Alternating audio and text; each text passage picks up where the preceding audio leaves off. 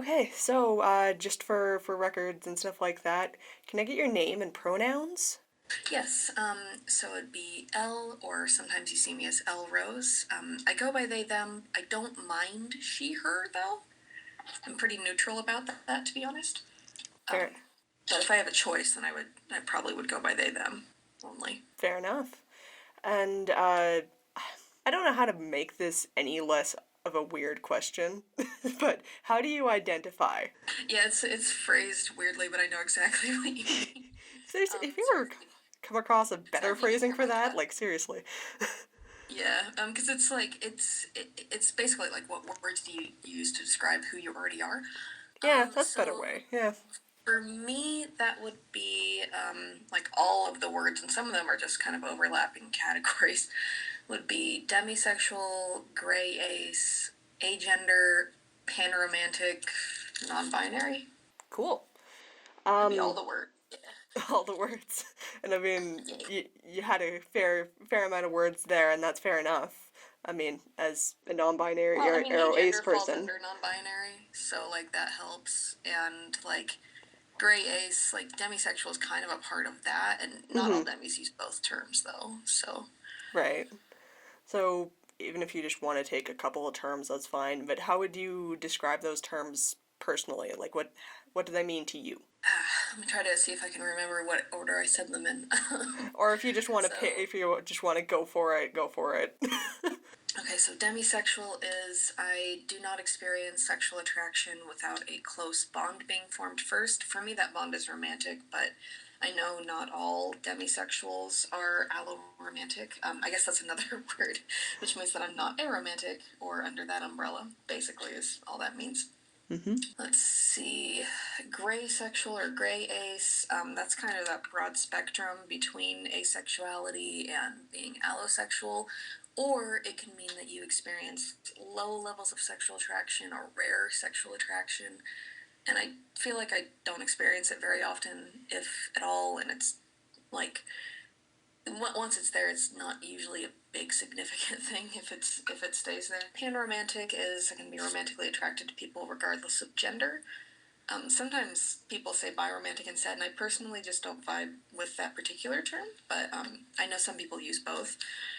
But I a few years ago was like, I feel like this fits me better. So non-binary, basically for me, that means I'm not cis, but it also means I don't fully identify as male or female.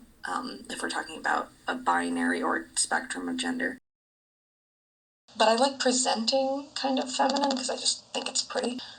And then agender, vibe with gender, you know? Don't vibe with gender. I feel that's a mood right there. I feel like it's not so much that I don't vibe with, I guess it's not quite that, it's more I just don't feel a connection to it. It's more just a presentation, it's not a part of my personhood. Unfortunately, that doesn't mean that how I present or how the world views me is, doesn't impact how I'm treated, but kind of a neutral thing. It's like, oh yeah, I have boobs, right? I forgot. Dang. Okay, you're just reaching into my soul right there. As a It's like, non-binary person who also has boobs, it's like what the heck? yeah.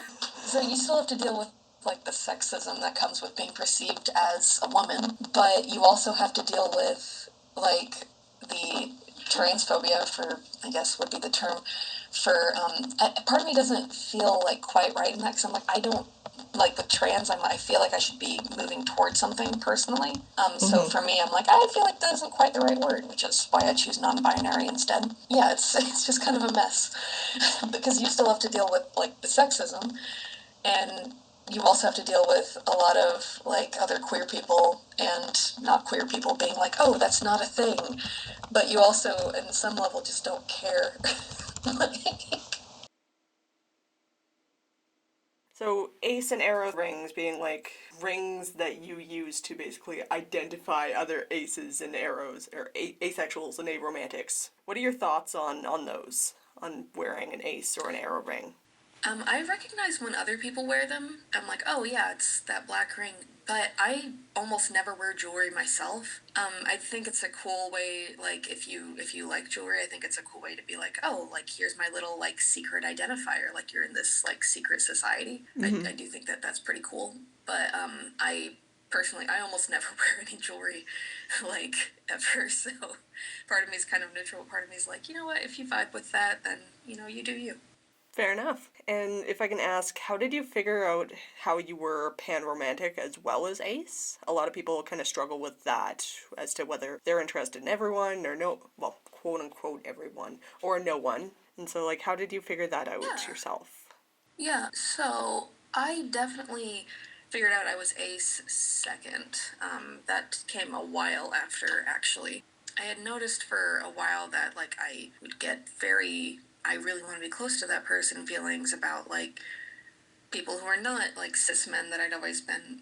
And I'd always been like, oh, I fall in love with this person, but then I'd turn around and really, really have close feelings that I couldn't put a finger on because I'm like, I like this person as more than a friend, but I didn't want to really just like discuss that part of myself with myself or anyone else. And finally, I started like looking outside of like gender binaries, and like I had a few roommates who were trans, and like one of like we kind of got along really well, and it was kind of dawned on me, I'm like, I've been told my whole life that gender is supposed to matter so much, but it kind of opened my eyes to like that just didn't matter to me.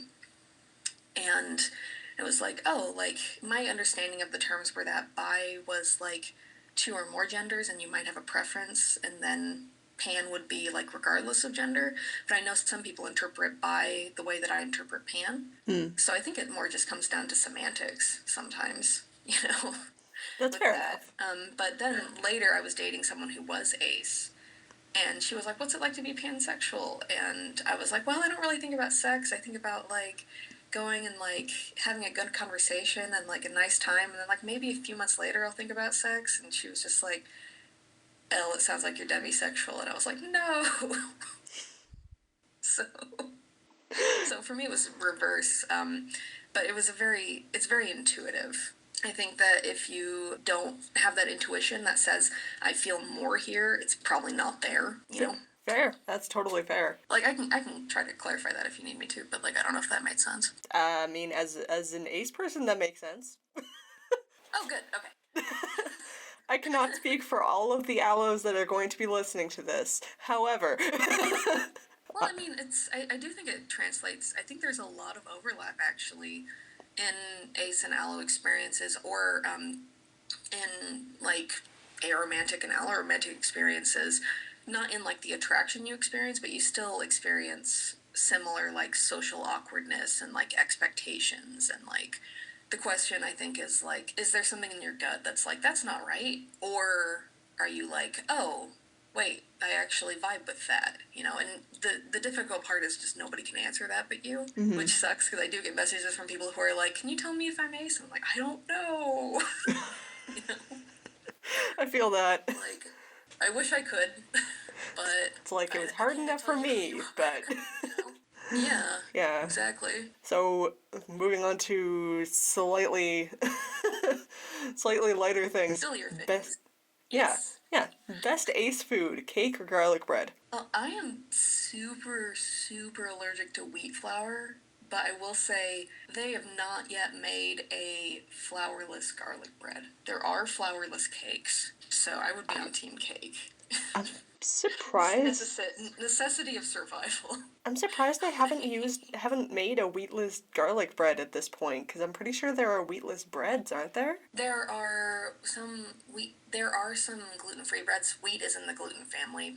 A lot of them Uh-huh. suck, Yeah. and a lot of the appeal of like a big bread is like you can you make it doughy, and like it's this gooey thing you tear apart. And I've tried, like, there's like Texas toast that's like gluten-free, and it's awful. Oh, like they just can't, they haven't recreated the texture. fair. So That's fair. I honestly haven't tried very much gluten-free stuff myself. I used to have a gluten-free is friend. great. I used to have a friend that was gluten-free, and we drifted apart, and I haven't haven't really dived into gluten-free food because unfortunately food is expensive as it is. So going and being like, here, let's Yeah, experiment. yeah, and like it can definitely, as like a side tangent, I hate how much like the healthier foods cost as like somebody who has to eat them. I'm like, can't this just be? But then I go to Walmart and it's like it's the same price or more, and it's like three shelves. Yep. Like it's like that scene in what was that Steve Martin movie where he's like at the carnival and he's like, you can win anything between my two fingers right here in these 2 inches. Oh, yeah. Like that's how it feels. Ooh. I forget what movie that is though. Oh, no, I But know, I I know remember the the one you're scene and referring nothing to. else. Yeah, like where you're like, I can remember there was a movie. It does exist. Probably something I thought. Probably something I saw as like a little kid or something. Fair enough. I hear that you're writing a book about demisexuality. I'm trying to, yes. I feel that.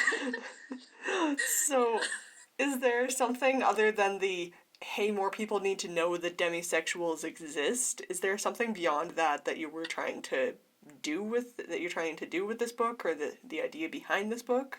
I think that's the main part, but mostly it mostly comes from like all those years that I spent not knowing what that was or what that meant, and just being like, hey, I don't want other people to go through that, and also being a huge fan of writers who have taken their own experiences and turned them into either like memoirs or educational work. So when they approached me about it, I was like, this is like a dream come true. So now I'm trying to not overanalyze and actually, because it's not that I'm not working on it, it's that I'm just very, very hypercritical of myself.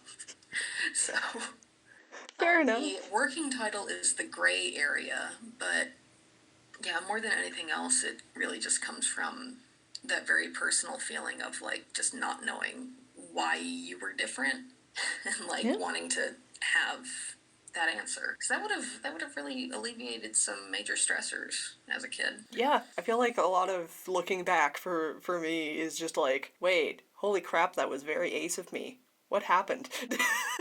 Yeah, I have one that I think is very funny that I do like to share, where like the movie 300 with like Gerard Butler, and it's got all those like really buff muscly men, and everybody I knew was like, oh, you like this movie because of all the buff muscly men, and I was like, genuinely, like, what are you talking about? Like I felt so stupid because I was like, I don't understand why you think that that's why I like this movie. So I just liked the movie, even though it's very silly. Like I like this movie, and then they were like, "Oh, you like it because you're, attracted to these men," and I was like, "What?" My sibling is gay, and like they didn't understand that either because they couldn't picture being attracted to men. So like, it was same planet, different mountains, or I don't know, that fell apart as I said it, but yeah, that's one of those. Same I also planet, like different what's one of yours continent? I love. Maybe? Yeah, there we go. Yeah. Yeah, if you don't mind me asking, what's one of yours? I don't. Okay, my ace and arrow identities kind of mix in a lot together, but one of mine That's fair. is being at a sleepover and everybody being like, "Who's your crush? Who's your crush?" and me just being like, I don't have one," and everybody just insisting that made That it you so I must had have to have one. more of a crush, and it had to be more of a secret. Uh, yeah. Oof. Yeah. Not had that in particular because I always got crushes, which is part of that made figuring out I was ace really, really difficult because that idea of like sexuality and romantic have to be tied together like so deeply pushed into me. But I've heard that that's a really common arrow experience. Is like everyone's like, you must have a crush, and you're like, what is that? Yep. Definitely. And all male friends or all opposite sex friends, quote unquote, are have to be your significant other or have to be your crush, and you're like, I can't have friends that are just friends. That's not okay. That's fine.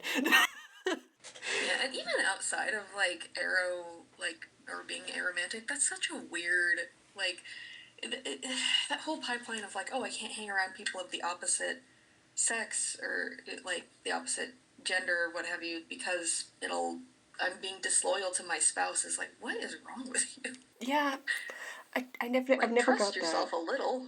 Yeah, Like, I don't get it. It seems so unhealthy. I agree.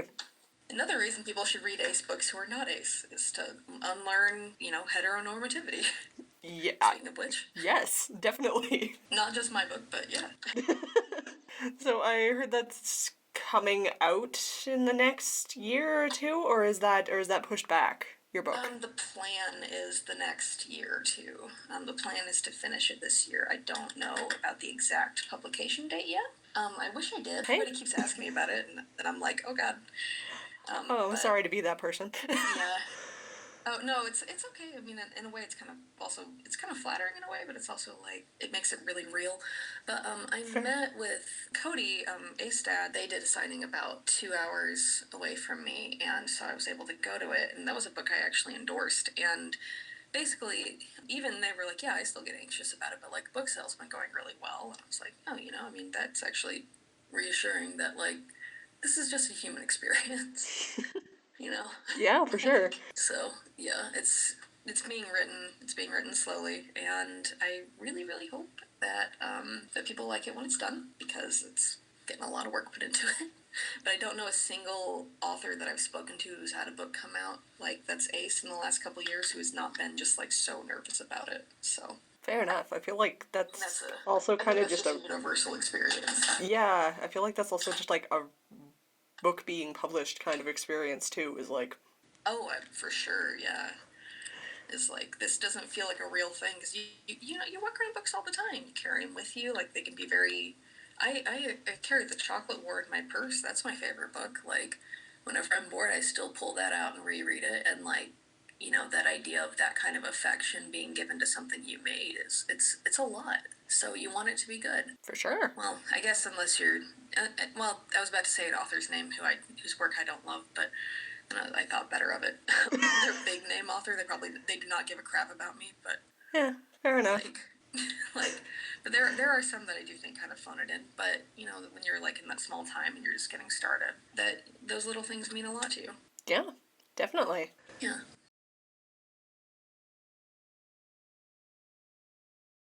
For those of you who don't know who are listening to this, a friend and I are going to go see Renfield. Which I already saw once. I just talked him into it because it's great. Nicolas Cage is Dracula, and I recommend it to everybody. Violent movies, it is very violent, but it's also very funny, so... Yeah, fair enough. I've actually been looking into going to see that myself, but... Oh, yeah, if you do, I'd love to know what you thought of it. Like, I think it is so much fun, and also it's... kind of on a related topic to relationships, it goes over a lot of what it really is like to get out of an abusive relationship in pretty well done detail, which I was surprised by. Yeah, interesting. I was surprised about the effort that was put into that. No doubt. Yeah, that actually sounds really good. I haven't. So if you're listening to this whenever this comes out and you haven't seen it yet, go rent it. Go watch it. Be warned that it is super violent, but I mean I think you'll have fun anyway. It's awesome. Thank you so much. Thank you so much, Elle. I appreciate your time. Yeah. All right. Well, enjoy the Canadian evening. I don't know. Enjoy the American evening. I don't know either.